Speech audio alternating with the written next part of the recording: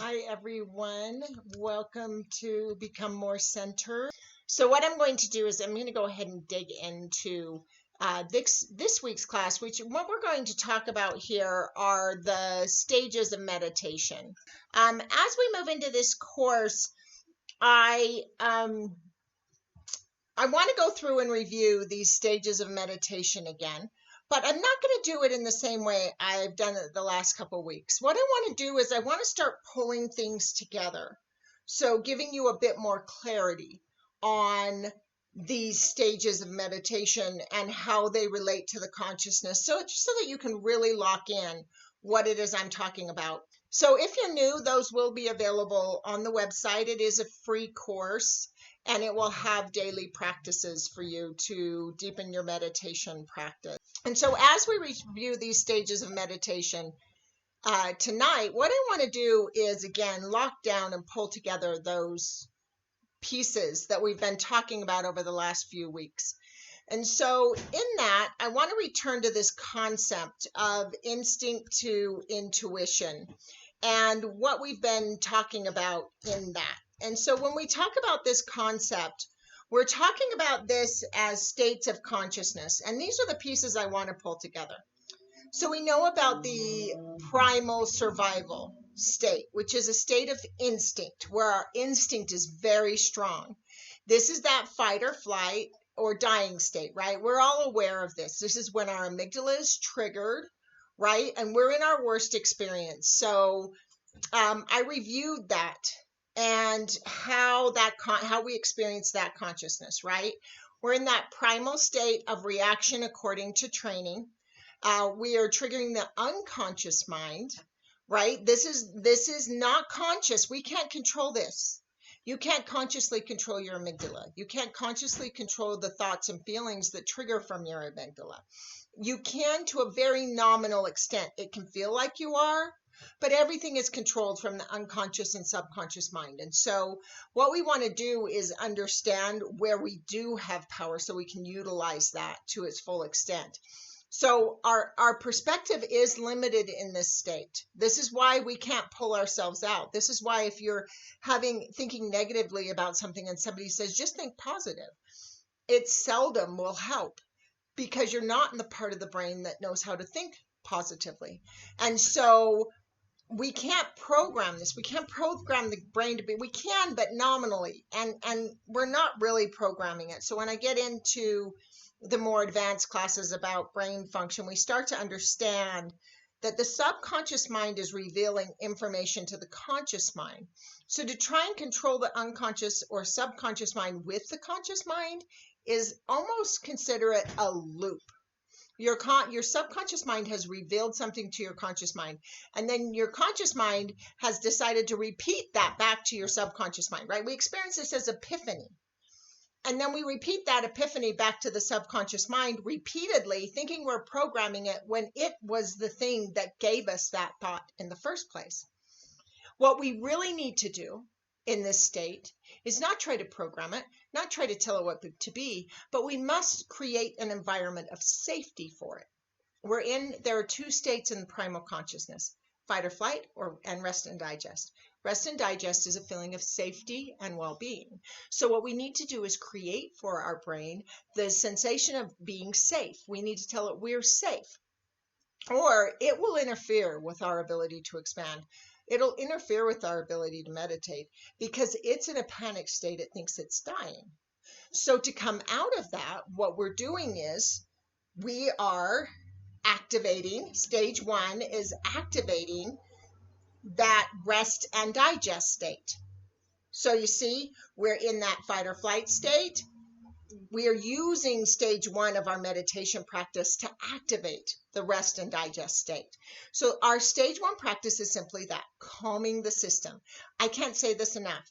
Until you are a person that can sustain a purely centered state of mind, so no stress, no anger, no fear, no pain, no negative emotion at all, until you can get to the point where you are never triggered into that negative state, always assume that you need a stage one practice to your meditation, which is that what we talked about in the very beginning of this program, which is preparation, preparing ourselves to meditate, having a ritual or a practice that has positive sensory stimulation or that calms our system, even if it's closing our eyes and taking a deep breath and telling the body, now I'm going to prepare to go into a meditative state. You're just shifting the body enough that it can go into the stage 2 practice, right?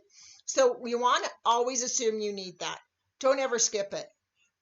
Even in advanced meditative practices, I always begin, if you go back and listen to every single meditation I lead, I always begin with, let's take a deep breath. And you hear my voice change and my cadence change, because that deep breath is my mental signal to my body that I am going into a meditative state. Now, those used to be longer practices. It would be that sometimes my entire 20-minute meditation practice was about calming my system if I had a really stressed day.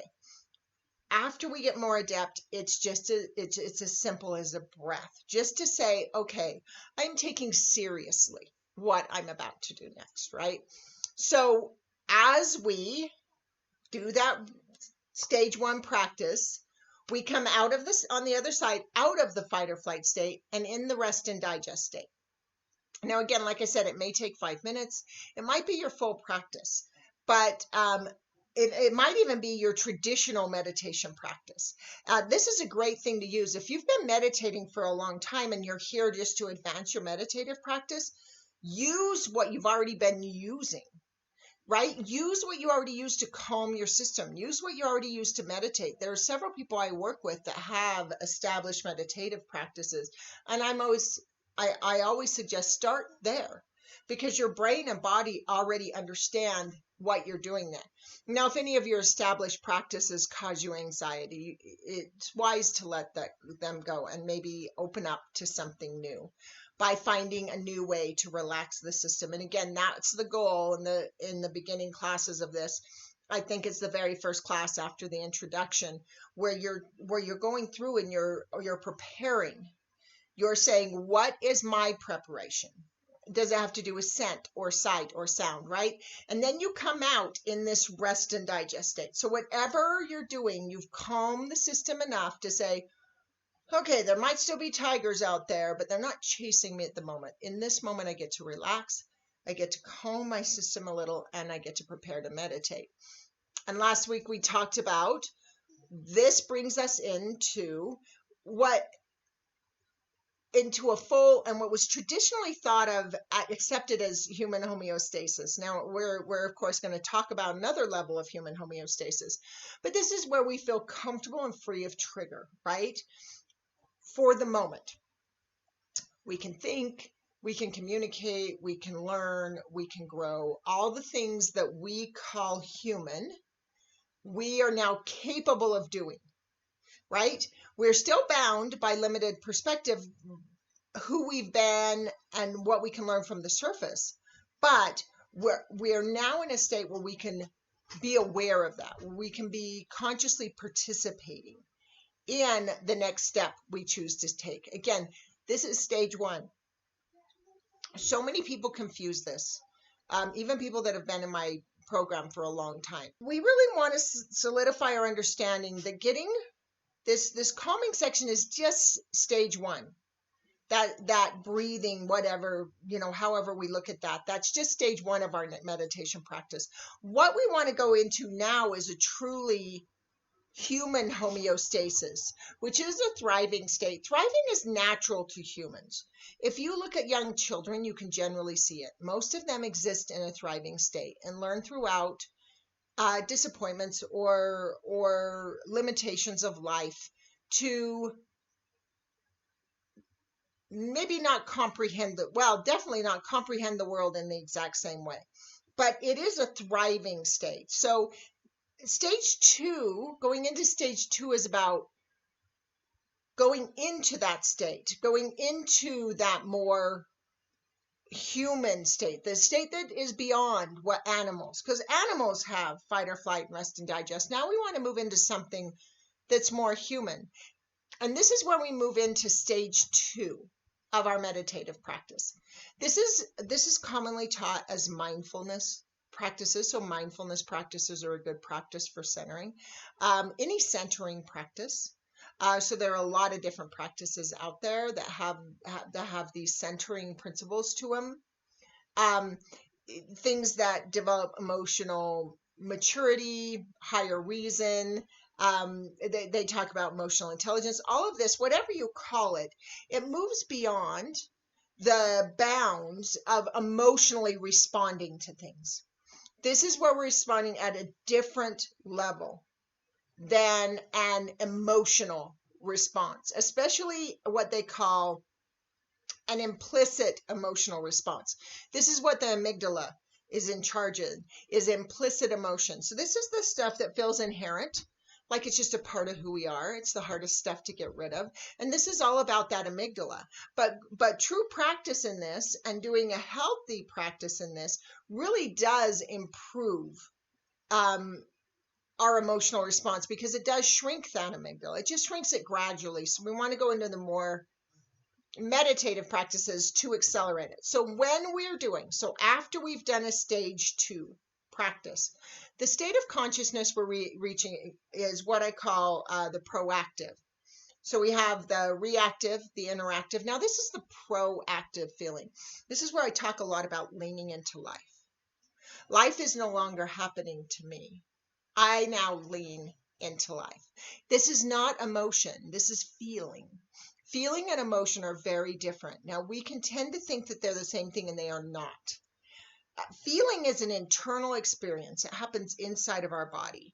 Emotion means to emote that internal experience. But then we have this concept of implicit emotions, which means that we don't feel we have control over those emotions.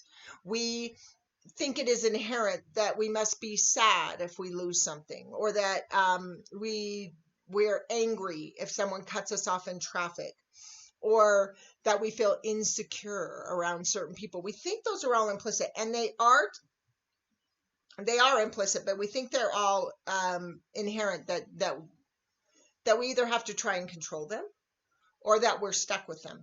Neither is true.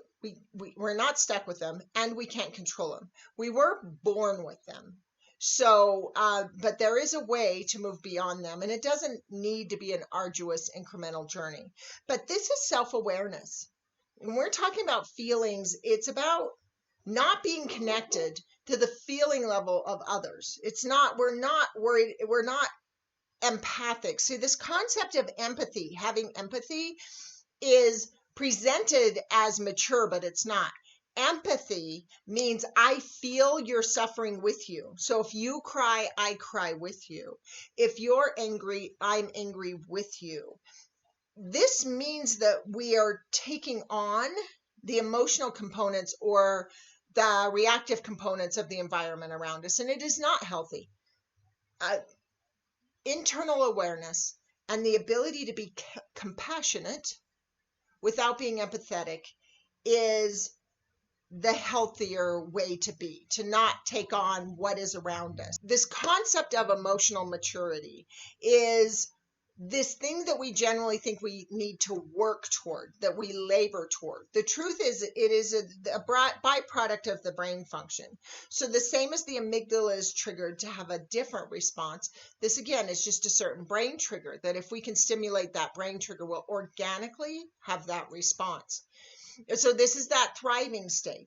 When we trigger this, we are connected to the internal feeling body.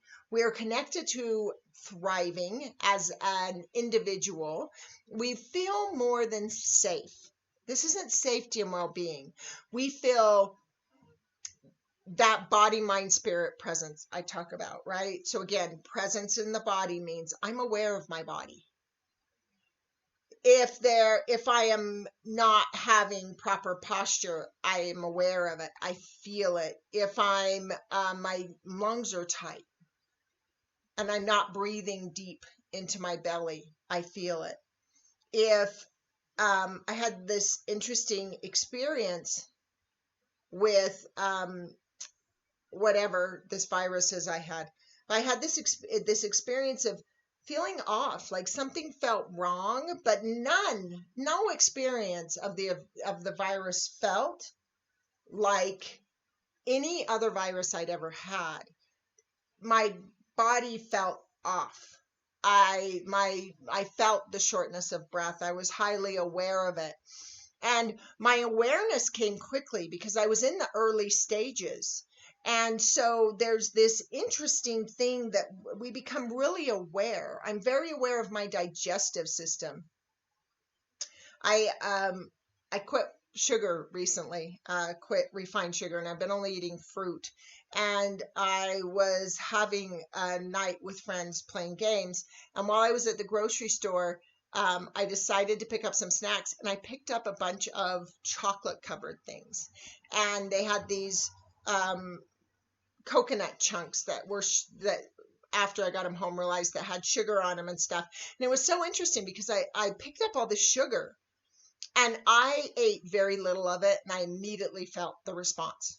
I gave all of it away today because my internal body felt wrong. It just, I don't have a better word for it than that. So this is where I'm present in my body. When I'm in this state, I can tell what's happening internally. I can tell if I have an increase in blood pressure or heart rate, or if my lungs, the capacity of my lungs is being affected. I can connect with my body, and I'm aware of it at a very conscious level. The second thing is mind. So when I talk about presence, presence is body, is being aware of your body. Mind means I am in this moment. And I thought about this today when I was writing. I do a daily blog that I have on my website. And I was writing a blog today, and I started to think about being present in mind. And I started to think about this concept of being just where I am today. I'm not worrying about where anybody else is. I'm not thinking outside the bounds of my own experience. So I'm not thinking about the neighbors or what they're doing, or I'm not thinking about what happened to me yesterday or what might happen tomorrow. But there was this idea of centeredness, of feeling peaceful where I am today. And I was never that. I was a person that was always worried about what other people thought of me. I was a person that worried about what mistakes I'd made yesterday. I'd ruminate. I had horrible insomnia from ruminating thought. I'd worry about what I was going to do tomorrow and how I was going to get there. But there was this feeling of being at peace with where I am right now. And that's the best way I can describe it. But it was a very grounded, centered feeling. And this is where my mind is saying, okay, this is where I am. It's a really honest, authentic place. And then along with it, I had that experience of being present in spirit that I talk about, where all the masks are gone. And being where we can be okay. Not just okay, but be ourselves. Not put on any pretenses. Not, I'm no different when I'm alone versus when I'm with friends versus when I'm with you. It's about just being one person all the time, because I really like this person I am, and I'm present in it, and I'm still always striving for more. So this is the state that's a thriving state. It's not this hyper high energy state. It's this grounded, centered, fully present in body, fully present in mind, and fully present as the authentic me of who I am today. Because I like who I am, because I honor where I am. I'm not where I want to be. I'm still striving for that. But I'm where I am today. And whether that's a place that's a result of mistakes or successes doesn't matter. It's just where I am today. And tomorrow will be something different, just like today is something different than yesterday. This is where we live in that intuitive, instinctive, innovative state. This is where we move out of instinct and into innovation. And I love that word because we talk about intuition and it's tied a lot to philosophies. And so I'd like you to think of the word innovative. This is where anything becomes possible in our mind, where our mind starts to think creatively. And whatever situation we're in, it starts to think of the many things it could do or be, to be in the full experience of that and take it in whatever direction comes.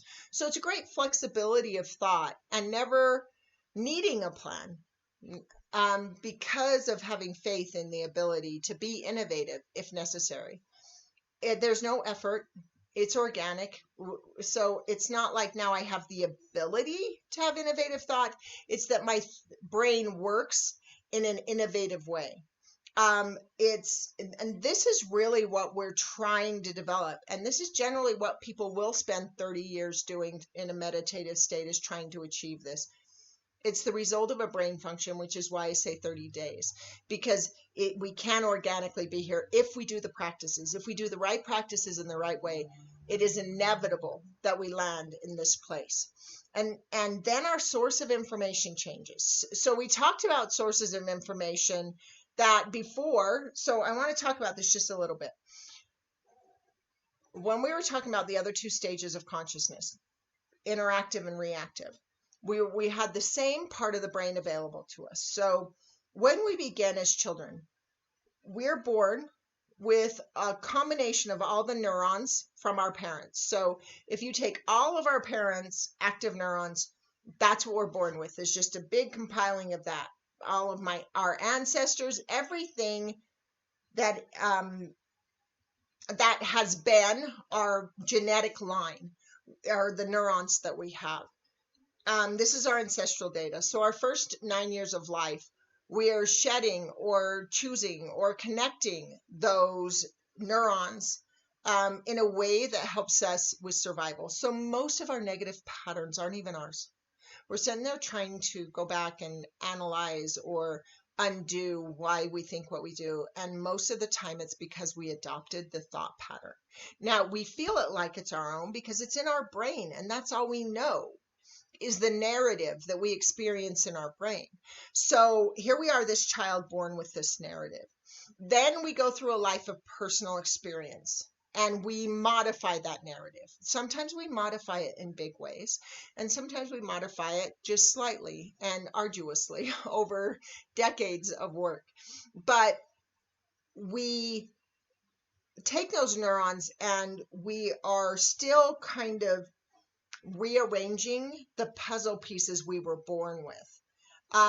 And then as we continue, we then can evolve into assessing our current situation. So the brain is always taking in the data of everything that's around you. And so as it's doing that, it is getting new information. So someone might say something that you're like, wow, I like the sound of that. And so now you just modified your neurons. Or and this is your subconscious mind dictating this, not your you experience it in your conscious mind, but your subconscious mind is saying, oh, I like that, hear that, oh, don't hear this doesn't work for us, right? That's what confirmation bias is. I do get into that deeper. I'm not going to get into confirmation bias and stuff like that here, because this is about moving beyond it through practice, not through exploring the understanding of it. The introduction to brain chemistry, the relief of suffering class, and the classes after that, science behind miraculous healing, all will have that information. But we evolve to that state. Now in this state, as we can go into this thriving state, again, we are born with this ability, we all are as humans, to use our brain in this way. It becomes more adept as we grow. But in this state, we have new information, new innovation, right? This is where we have that infinite possibility available to us, which is actually transforming the neurons.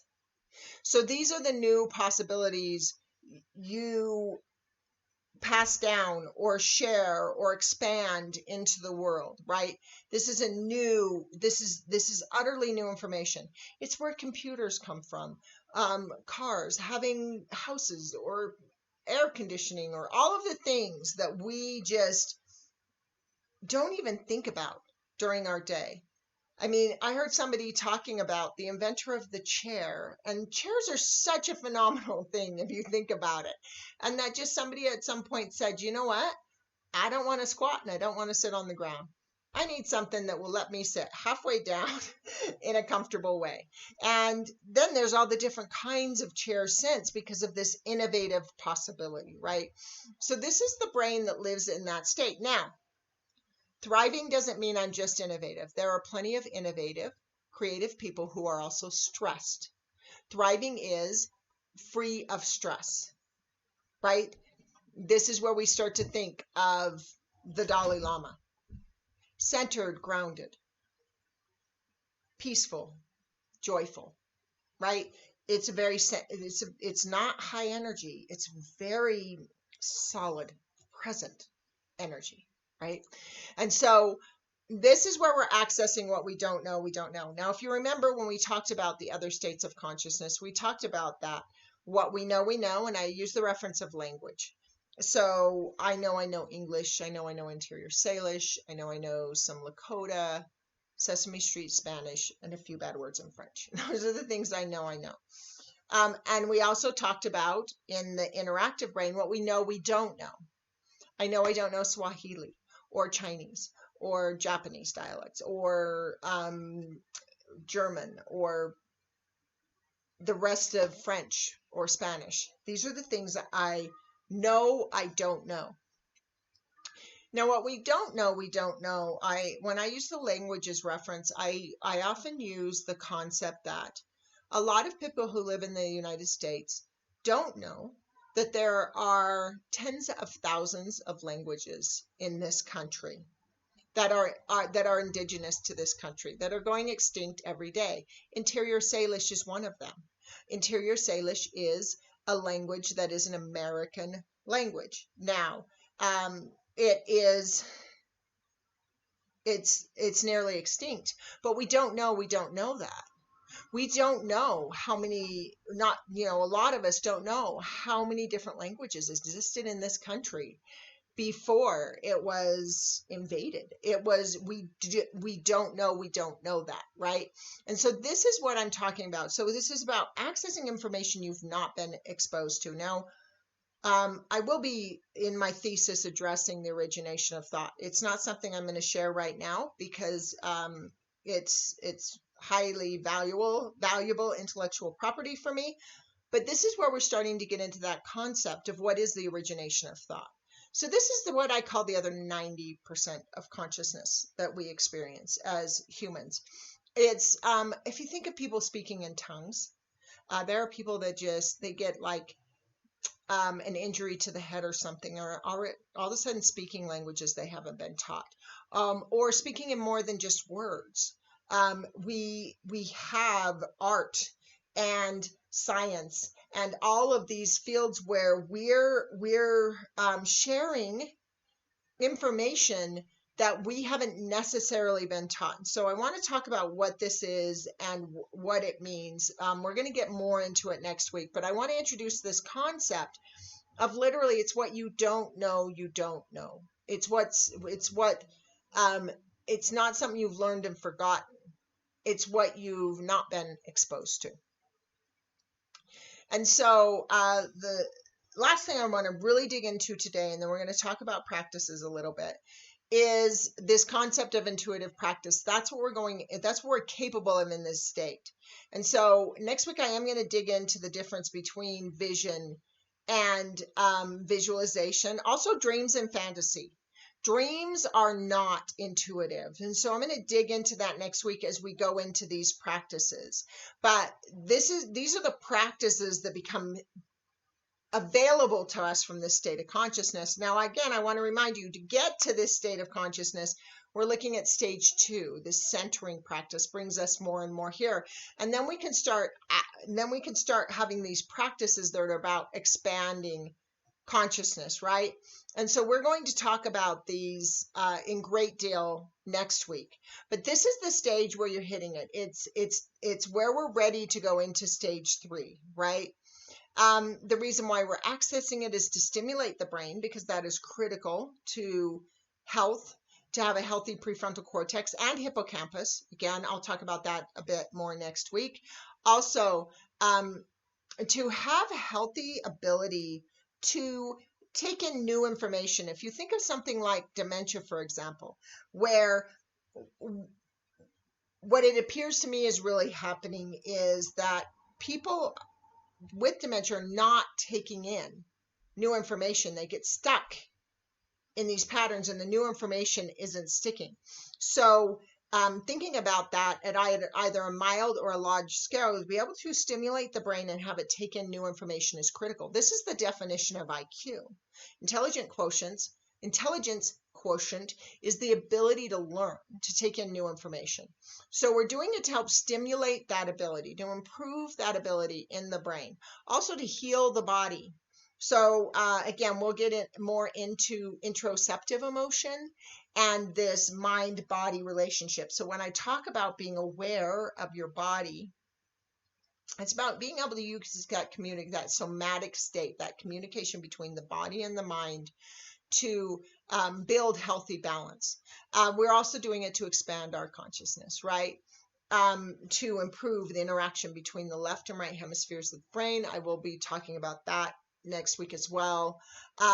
This is, again, where we can go into that vision side. And so we will be digging into intuitive mythology, contemplative questions, and innovative thought. That's all going to be next week. And that would be that concept of phase 3. But what I want to work on today is this stage 2, the centering. And so today's practice is going to be about that stage 2 so that we can stimulate this state of consciousness, this thriving state of consciousness. What we're going to do is we're going to do a 10-minute meditation, but what I want to do is I'm going to use the meditation to talk about centering practices. And so it'll be an interactive meditation that leads us into the practices for this week. So what we're going to do is we are going to do a meditation, and I am going to actually fade back over here. What I'm going to suggest is if you have the ability to take notes, those can be notes on you can take notes on your phone or have a notebook with you, whichever works best for you. But what I'm going to do is I want to take you into some stage 2 practices. And throughout the whole week following this session will be practices and information on different things you can use for a stage 2 practice. So the first one I want to introduce you to is a body scan. The reason why I like to begin with this one is because if we're already taking a deep breath, and if we're already becoming aware of ourselves, becoming aware of where we are in this moment, a body scan is a good organic transition from phase 1 into phase 2. And a body scan can begin, as a lot of times I'll begin at the tip of the toes. You can also begin at the top of the head. And you're not trying to do anything. You're not trying to relax the body or you tense it and relax. You can do those things, but with a traditional, what I teach is just a straight body scan is you're just becoming aware. So you're just going to move through your body, and you're going to first of all become aware of your toes. So being aware of one toe at a time, and also be aware of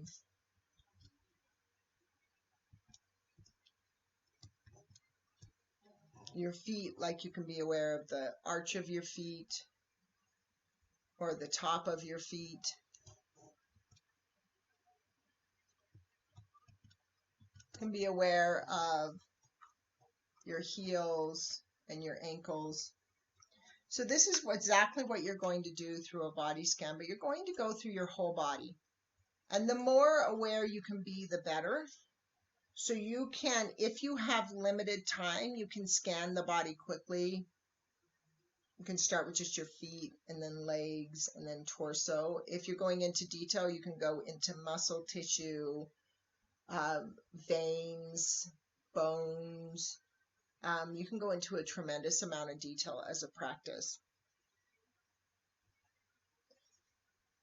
We talked as well about the becoming aware of your environment. So becoming aware of sounds in the room, things you might not have noticed before. Even looking, you don't need to have your eyes closed to meditate. Some people might watch a candle. One of the tricks my daughter used when she was going through a lot of stress, and she was in and out of the hospital. She was suffering suicidal ideation. And so one of the things she'd do is count tiles. So if there were little tiny tiles, counting them was a meditative practice for her. That calmed her system. You can do any sense: sight, sound, taste, touch, smell. Another one that's one of my favorites is to run your hand like along your arm and try and differentiate between what your fingers are feeling versus what your arm is feeling. Can you feel both at the same time? I've also talked about practices of trying to curl one toe at a time, learning to raise one eyebrow or wiggle your ears.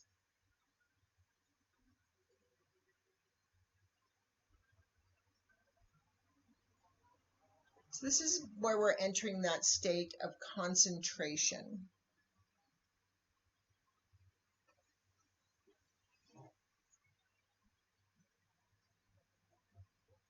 Other great tools for stimulating practices are most meditation practices have a centering component to them. Not all of them move beyond centering, but you can use meditation practices for centering. You can use breath work. Now, of course, I recommend a soothing breath rather than something like hatha or fire breath, but you can use breathing, circular breathing, ocean breath. There are a lot of breaths like that. You can use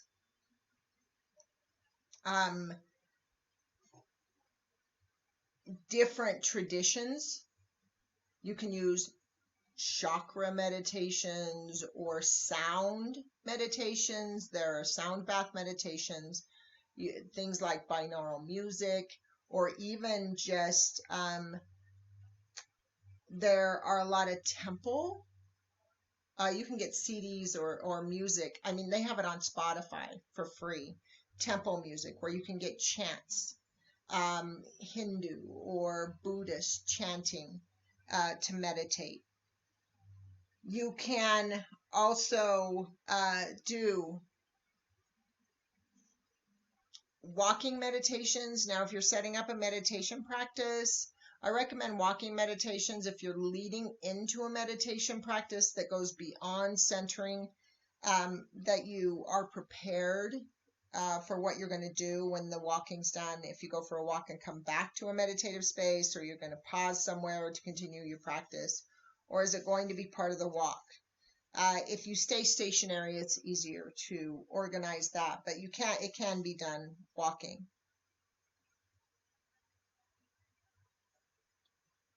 There are many meditation practices that are really preparation. Tai Chi, Qigong, yoga, where yoga, I know somebody who teaches traditional yoga practices. I know a few people. And yoga was really designed to be this meditation practice, this interoceptive experience with your body. And so taking yoga out of the realm of exercise and into a meditation is very powerful. When I first learned meditation, the very first person who taught me, I learned Kripalu meditation. That's Kripalu. And it was meditation in motion. So it was about moving from one meditation to a next. So there are a lot of, for example, a sun salutation is a meditative practice that is a series of moves that you transition through. I also like Namaste. It's a television series. There are discs available. Kate Potter is the one who does those, but I like it because she talks about, she makes yoga easy, but she also says, breathe in with this move, breathe out with that one. And breathing was a meditation practice I needed. I tended to hold my breath a lot. So those yoga meditations were great for me. There are a lot of ways. So this is the point, though, where we're doing that, centering the mind, bringing true focus to the mind. And so some of the practice I want to set up for you this week is that you make sure you do your stage 1, have that system locked down, and then see how long you can, or see how deep you can go in the length of time of your meditation. I always tell people at least 20 minutes. If you want to do longer, you can. Spend the right amount of time in stage 1. If you have a day where you need the full 20 minutes for stage 1, that's fine. At least you've pulled yourself out of a fight or flight state. On the days that you don't need as much time in stage 1, fill the rest of that time with stage 2 and explore. Look up meditation practices. There are a lot of things that I put out about phase 2 in my program. You can use those. It's just when you're using them for meditation, make sure it's part of that meditation practice, that centering. Bringing yourself fully present, body, mind, spirit. So I want to thank everyone for joining me tonight. It is the end of the time for the practice. So what I'm going to do is I'm going to be logging off to go prepare for the 7 o'clock Zoom meeting, the group there, and just be patient and loving with yourself through this process. Again, we only have 2 more weeks before we're into advanced meditative practices. So I would really love to have you make sure you stay committed to solidifying each stage, because you can't do stage 3 if you can't do a successful stage 1. It's not possible. The brain doesn't work that way. So work on the level where you need to work for as long as you need to work. Get it good and solid, and then move on to the next one. So make sure your stage 1, setting up, relaxing, is solid, and then spend as much time as you can this week in your stage 2 practices. Thanks again for joining me. I look forward to connecting with you along the journey.